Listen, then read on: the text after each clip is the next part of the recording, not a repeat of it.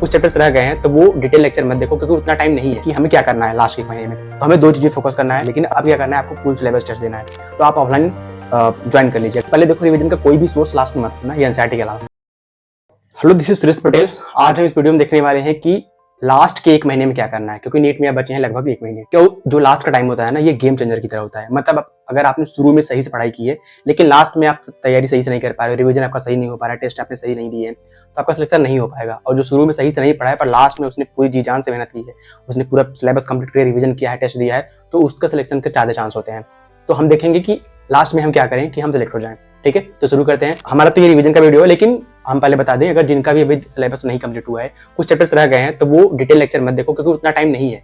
Time मत गवाओ, आप 1 shot lecture देखो उम्मीद से। ठीक है, जिससे एक बार में आपका सिलेबस जल्दी से कवर हो जाए, वो आपका टाइम बच पाए। तो ठीक है, फिर आते हैं मेन पे कि हमें क्या करना है लास्ट 1 महीने में। तो हमें 2 चीजें फोकस करना है, पहला टेस्ट एंड रिवीजन। पहले टेस्ट पे देखते हैं कि टेस्ट हमें किस प्रकार का टेस्ट देना है। देखो, पहले आपने चैप्टर वाइज टेस्ट दिया या फिर नहीं भी दिया, कोई भी, लेकिन अब क्या करना है, आपको फुल सिलेबस टेस्ट देना है। फुल सिलेबस में सारे सिलेबस का टेस्ट आएगा और पूरा रिवीजन करके आपको जाना है। और अभी 1 महीने है, आप कितने 6, 7 या 12, 13 आप जो भी टेस्ट दे पा रहे हो, फुल सिलेबस ही दीजिए, जिससे आपकी अच्छी प्रैक्टिस हो जाएगी। ठीक है, और देखो, कोशिश करो, अगर आपके पास ऑफलाइन का मतलब मौका है, आप दे सकते हो, क्योंकि अब लगभग हर एक डिस्ट्रिक्ट में पीडब्ल्यू का सेंटर है, या फिर किसी अदर कोचिंग में ले सकते हो, क्योंकि आपको बस ऑफलाइन टेस्ट से मतलब है, जो कि एनसीईआरटी से रिलेवेंट हो। तो आप ऑफलाइन ज्वाइन कर लीजिए। अगर नहीं हो पा रहा है किसी वजह से, तो ऑनलाइन ही दीजिए, कोई दिक्कत नहीं, लेकिन लास्ट में 10-15 दिन नीट के आपको एमआर शीट की प्रैक्टिस कर लेनी है। एमआर शीट आप जो भी रेलेवेंट है उसको निकाल करके प्रिंट आउट उसका निकाल लेना है, और आपको टेस्ट के बाद आपको फिल करने की प्रैक्टिस करनी है। उसी टाइम में 3 घंटे में ही आपको फिल करना है और आपका टेस्ट भी खत्म करना है। तो ये हो गया टेस्ट की बात। फिर जाते हैं कि रिवीजन पे। देखो, हम पता है टेस्ट के थ्रू हम रिवीजन करेंगे लास्ट में, क्योंकि हमको पता चलता है कि हम टेस्ट में कौन से चैप्टर से क्वेश्चन गलत हो रहे हैं, फिर हम उसी का रिवीजन करते हैं। तो ये करके बात करते हैं। पहले देखिए बायोलॉजी का बात कर लेते हैं। बायोलॉजी पहले देखो, रिवीजन का कोई भी सोर्स लास्ट में मत करना, ये एनसीईआरटी के अलावा, क्योंकि सारे क्वेश्चन एनसीईआरटी से आते हैं। जितने भी डायग्राम होते हैं उनकी लेवलिंग एनसीईआरटी की होती है, तो आप कुछ मत उठाओ, बस वही करो। तो उसमें क्या करना है, उसमें टाइम टू टाइम जो मतलब आपको लगता है कि जो चैप्टर आप ज्यादा भूलते हो, जैसे होता है ना जिसमें एग्जाम्पल्स ज्यादा होते हैं, जैसे प्लांट किंगडम, एलिमेंट किंगडम, और आपकी मार्फोलॉजी, एनाटॉमी जो है फ्लावरिंग प्लांट की, ये मतलब ऐसे होते हैं चैप्टर जो बहुत सारे एग्जाम्पल्स है, तो हम ज्यादा बोलते हैं। तो टाइम टू टाइम इनको रिवीजन करते रहना है। अभी जो भी चैप्टर ऐसे भी हैं जिनमें ज्यादा एग्जाम्पल है, आप उनको बार बार, जो 12th का है या 11th का है, आप उसको बार बार रिवीजन करते रहो। ये सबसे बेस्ट तरीका होता है, जिससे आप भूलते नहीं उन चीजों को।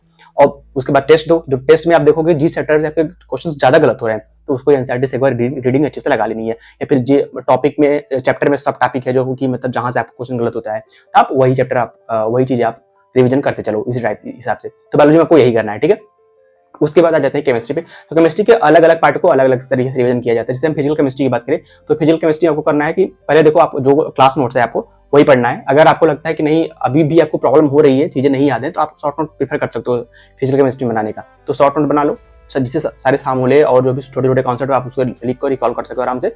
उसके बाद नोट्स पढ़ने के बाद आपको क्वेश्चन की प्रैक्टिस करनी है, क्योंकि फिजिकल केमिस्ट्री में जितना आप प्रैक्टिस करोगे उतना ज्यादा आपको कॉन्फिडेंट आएगा। तो नोट्स पढ़ने के बाद आप क्वेश्चन प्रैक्टिस करो। क्वेश्चन प्रैक्टिस के लिए पीवाईक्यू ले सकते हो आप जो भी क्लास नोट्स के क्वेश्चन है आप उससे कर सकते हो।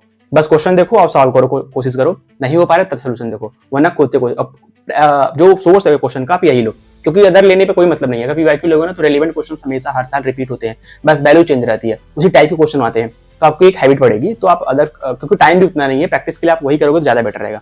ये फिजिकल केमिस्ट्री हो गई। फिर जाते हैं ऑर्गेनिक में। ऑर्गेनिक में आप जो नोट्स बनाए हैं उसे पढ़िए। उसके बाद आपको एनसीईआरटी पढ़नी है, क्योंकि देखो होता क्या है ना, कुछ बहुत सारे ऐसे रिएक्शन होते हैं जिनमें वो एग्जामिनर क्या करता है नीट में कि वो मतलब मेजर प्रोडक्ट तो होता है, उसके साथ साथ जो साइड प्रोडक्ट या माइनर प्रोडक्ट है वो भी देता है। तो हम क्या करते हैं, अगर नोट्स वगैरह बनाए हैं, तो जो हमारे टीचर होते हैं वो ज्यादा फोकस करते हैं जो मेजर प्रोडक्ट है, और एनसीईआरटी में जो क्वेश्चन है उठा के वो दे देते हैं। तो अगर आप पढ़ रहे हो, आप सारी चीजें आपको एक बार सबकॉन्शियस माइंड में आपको रहेगा, तो आप अगर देखोगे क्वेश्चन तो आपको आराम से सॉल्व कर लोगे। इसलिए पढ़ना जरूरी होता है। कभी कभी होता है कि जैसे उसके फिजिकल प्रॉपर्टी से, जैसे एल्डिहाइड कीटोन है, उसके एनसीईआरटी की लाइन से क्वेश्चन उठ के आ जाता है, वो melting point boiling point something पूछ लेते हैं। तो इसलिए एनसीईआरटी पढ़ना ऑर्गेनिक में जरूरी है। आप नोट्स के साथ साथ आप एनसीईआरटी पर भी फोकस करो। फिर जाते हैं इनऑर्गेनिक में। अगर इनऑर्गेनिक में अभी तक आपने एनसीईआरटी नहीं पढ़ा तो मत पढ़ो, क्योंकि बहुत टाइम लगता है, वो नहीं पाएगा, फालतू का टाइम बर्बाद करोगे आप। आपने नोट्स बनाया, अच्छा आप नोट्स पढ़ो। अगर शुरू से आप बढ़े हो एनसीईआरटी, तो एनसीईआरटी पढ़ सकते हो, क्योंकि क्वेश्चंस वहीं से आते हैं। उसके बाद आ जाते हैं फिजिक्स पे। तो फिजिक्स में क्या करना है आपको, सबसे अच्छा तरीका उसका रिवीजन करने का, क्वेश्चन सॉल्व करो। ठीक है, पहली बात तो ये जान लो कि अगर अभी भी प्रॉब्लम हो रही है तो शॉर्ट नोट बनाओ, क्योंकि यार शॉर्ट नोट बहुत ही ज्यादा इंपॉर्टेंट होता है। शॉर्ट नोट और फॉर्मूला शीट।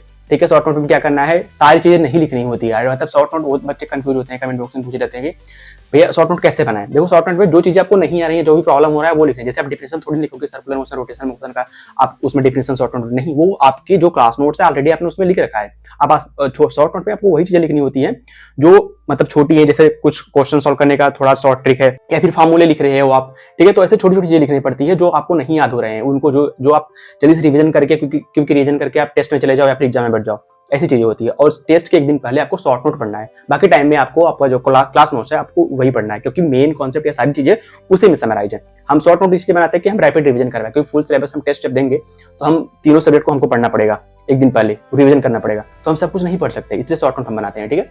फिर हो गया ये शॉर्ट नोट बनाना पड़ेगा, फॉर्मूला शीट बनाना पड़ेगा, और रिवीजन के लिए बेस्ट तरीका है क्वेश्चन सॉल्व करना, ठीक है। आप रैंडम आपको रिवीजन करना है, आप कोई भी चैप्टर उठाओ, ठीक है। आप जैसे वर्क एनर्जी पावर आपने उठा लिया, पहले आप क्वेश्चन ही सॉल्व करना शुरू कर दो, फिर आप देखो कि कितना मुझे याद है। अगर प्रॉब्लम हो रही है फिर आप जाओ एक बार एक रिवीजन मार लो आप पूरा अपने नोट्स का, ठीक है। तो सबसे बढ़िया तरीका है कि आप जितना ज्यादा क्वेश्चन प्रैक्टिस करोगे फिजिक्स में, उतना अच्छा आपकी तैयारी होगी, फिजिक्स में डर भी खत्म हो जाएगा और फिर आपकी क्वेश्चन करने की स्पीड भी बढ़ जाएगी, ठीक है। तो यही स्ट्रेटजी रखिए, एक महीने में लगातार पूरा मेहनत कर। देखो पता है लास्ट का टाइम अगर तुम जितना मेहनत कर दोगे, जितना कर दोगे ना, एक साल बर्बाद होने से आपका बच जाएगा। क्योंकि बच्चे करते क्या है ना, लास्ट में जब उनकी होप धीरे धीरे वो गंवाने लगते हैं, उनको लगता है कि यार नहीं हो पाएगा, फिर वो अगले अटेम्प्ट के लिए सोचने लगते हैं। पता है अगर तुम लास्ट में सब कुछ छोड़कर, यार सारी एक्टिविटी छोड़कर तुम बस अपनी पढ़ाई पर फोकस करो, बहुत सारी चीजें तुम सेव कर लोगे। भाई टाइम बहुत ज्यादा इंपॉर्टेंट होता है, ठीक है। तो तुम लास्ट में पूरा मेहनत करो, हाँ उसके साथ साथ हेल्थ का भी ध्यान देना। बहुत से बच्चे होते हैं जो पढ़ाई के चक्कर में अपनी हेल्थ पर नहीं ध्यान देते और फिर लास्ट में होता है कि उनकी तबीयत खराब हो जाती है, डॉक्टर बनने से पहले वो पेशेंट बन जाते हैं। और यार हेल्थ ही अच्छा रहेगा ना, तभी आप अच्छा कर पाओगे, ठीक है। तो उसके साथ साथ आपको हेल्थ पर ध्यान देना है, क्योंकि अगर लास्ट टाइम में तबीयत खराब होती है तो प्रॉब्लम हो जाती है, ठीक है। तो ये रही आपकी स्ट्रेटजी लास्ट 1 मंथ की। मिलते हैं किसी अगले वीडियो में, तब तक के लिए ओके बाय।